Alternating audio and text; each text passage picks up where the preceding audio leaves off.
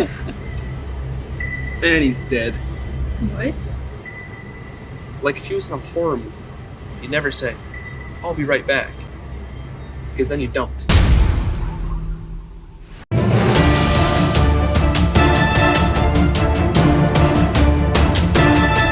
What is going on, guys? Welcome back to Cinemaniac Central. My name is Chris, and this is my review for The Mousetrap. This is the newest entry in the whole trend of turning our childhood favorites into nightmares. While we're waiting for the Screamboat Willie movie to come, we have this, which was announced back in early this year when the Mickey Mouse property has went to public domain. And while Disney still owns the rights of that, Gravitas Ventures and this filmmaker, this director, Jamie Bailey, has put his own little spin on the Steamboat Willie character. And so what we have here, which is called The Mousetrap, which originally was called Mickey's Mousetrap, but they dropped that and changed it for legal reasons. So what you have here really is you have a group of teenagers that two employees, one of which it's her 21st birthday. Her name is Alex, and so her friends surprise her after her boss tells her to stay for a birthday party, which apparently was not a bunch of kids. It's actually her friends. And so something tells me that her boss knew this. And so, oh, by the way, I'm gonna get into some spoiler territory here because I can't talk about this movie without spoilers. So if you haven't seen it yet, I recommend go checking it out first and then come back here. So initially, what you have here is you have this guy who is dressed up in a Mickey Mouse costume, and they acknowledge this, in the movie. So it's okay for us to say it because you watch this movie, they acknowledge that. So and he's going around picking them off one by one, and that's really the whole gist of it. Now, I gotta tell you, I'm all for these movies. This movie definitely has the Winnie the Pooh Blood and Honey vibes. I'm all for these movies. Even though that first one was bad, really enjoyed the second one. Then you have the main one, and then we got all these other ones that are coming out with Bambi and Peter Pan and Pinocchio and all that, and they're all from the same team that brought Winnie the Pooh.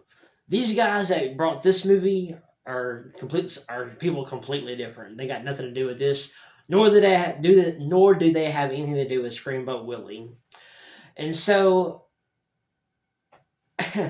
when I looked at the director here, Jamie Bailey, and he's done two other things. So the other horror movie that he did is called De-Influencer. So before I watched this movie, I decided to check that out. To kind of get a flavor of of what we got going on here. And with De-Influencer, you have basically this masked kidnapper kidnaps this social media influencer who's a high school cheerleader, and basically puts her through a series of social media challenges in order to save her and her life, as well as a couple of other lives. These other two girls. And so, really, what that movie really is that it's basically this guy, this sociopath who basically kidnaps this girl and is trying to see how society would react to him being on trial for murdering a social media influencer, because he feels like social media is dangerous, which in this case he's making his own case when it comes to social media being dangerous because you're putting girls like that in jeopardy, and now they're going to be afraid to do it because they're going to be worried about getting kidnapped. And the whole idea of it really is just to prove that people have two different versions of themselves. They have the social media version, which they consider the fake version, and you have your the real you outside of social media. That's the that's a real you there. So it's a really dumb concept, and I thought it was stupid, and the way it ended, it was ridiculous. And so I was like, well, yeah. I'm like, yeah, okay. So now I know what I'm gonna be in for. Not that I didn't already know as far as the mousetrap goes. So I popped that on, and I was like, okay, this is what I expected. I mean, the cinematography is actually pretty decent. It's just that, yeah, I mean, it's formulaic, it's generic. Characters, for the most part, are just so unlikable. They're stupid. The dialogue, oh my god, the dialogue is so terrible.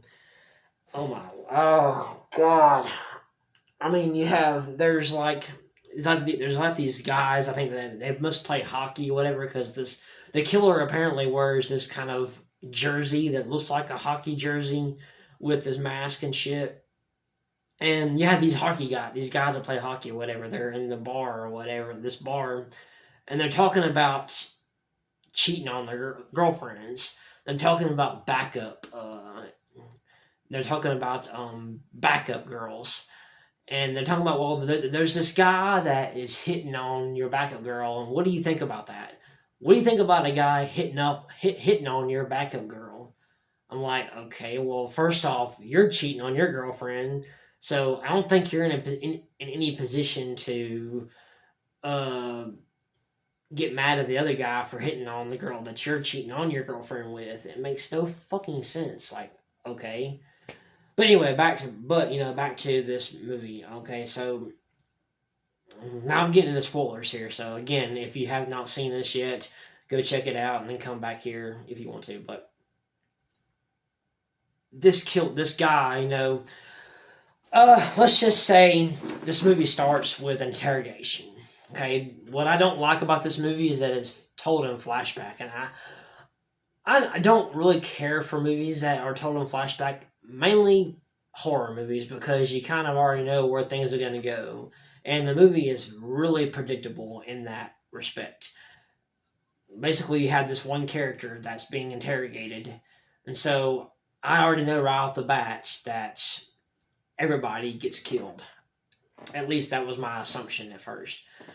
And then in the beginning minutes of the movie, a certain character just shows up in there, and I recognized him because I just watched The Influencer, and he's the same guy that plays the kidnapper, is the same guy that plays the killer here, who's actually the manager of the arcade that they're in.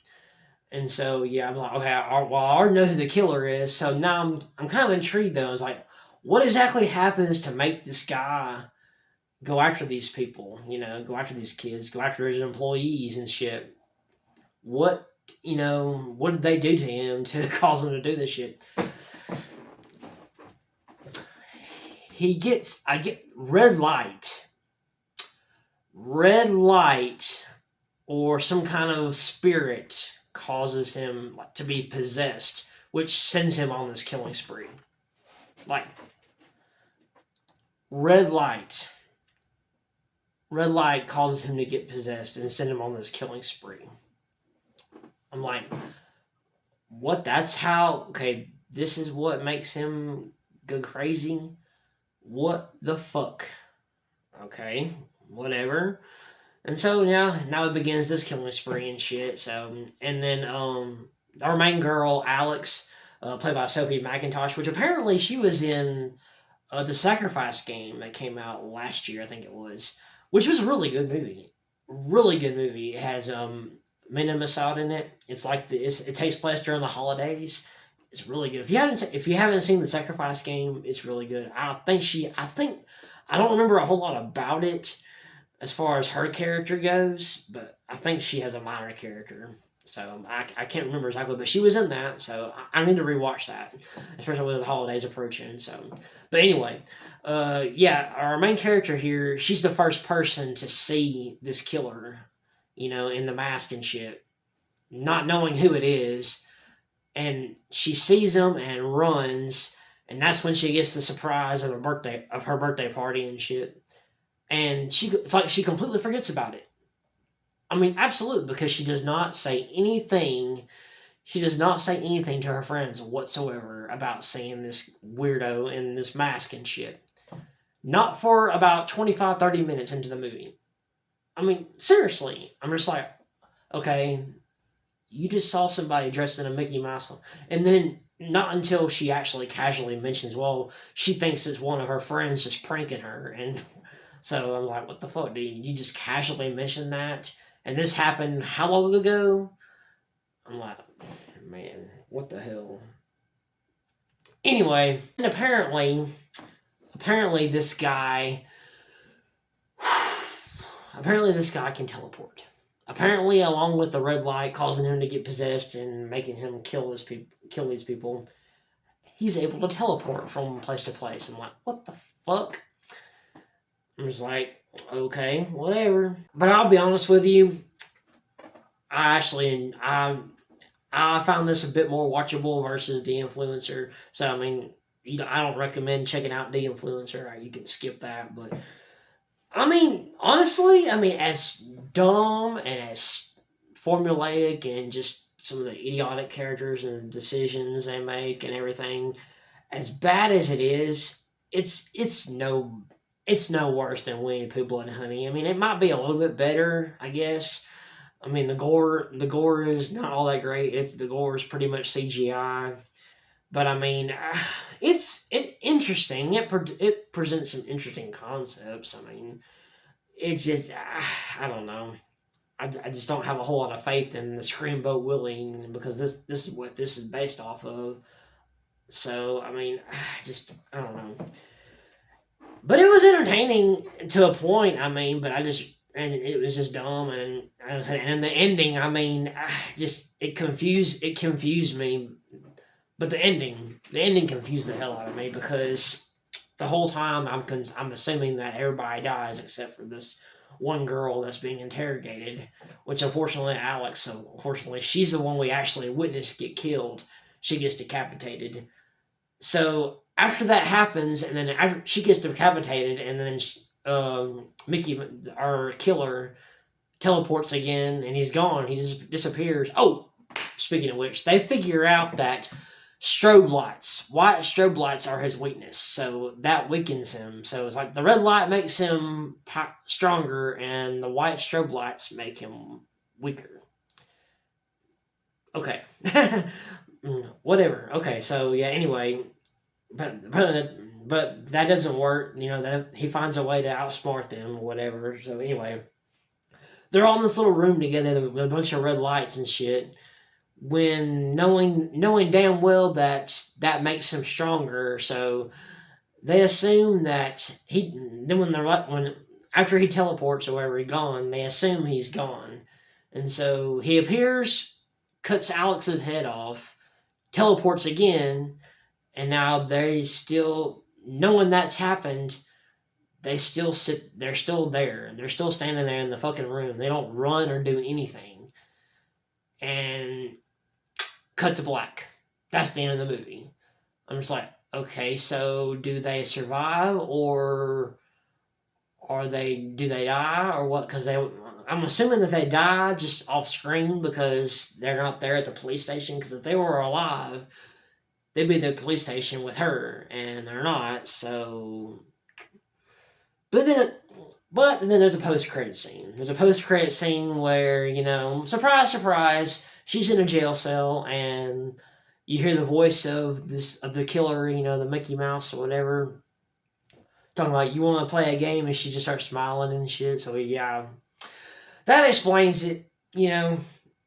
She is part of the whole fucking thing. It's kind of like a Saw thing. She's like an apprentice, I guess. I don't know, but the whole time that they were interrogating her, because this entire movie goes back and forth to her being interrogated to the actual events and shit. So the whole time that they're interrogating her, they had their suspicions that maybe she was the killer or she was part of it or whatever, and they were right.